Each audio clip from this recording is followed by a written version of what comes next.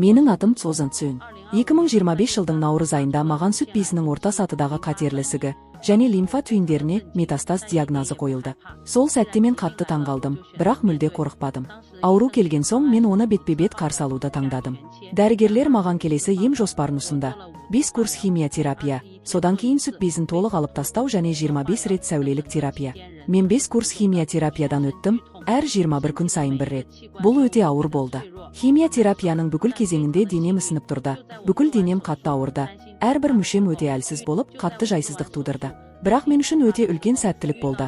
Операциядан кейін, аурудың қайта оралуынан алаңдап жүрген кезде, мен Higo Global өнімдерімен таныстым. Қабылдаудың 3-ші күні ақ өнімнің әсер ете бастағанын сездім, үнемі ұйқым келіп тұрды.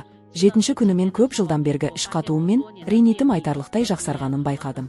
20-ші күні мен тауға барып, 2-3 сағат бойы ентікпей көтеріле алдым. Ең бастысы, сәулелік терапия кезінде мен мүлде қатты азап шеккен жоқпын. Қазір мен өнімді жарты жылдан бері қабылдап жүрмін, және жалпы жағдайым өте жақсы.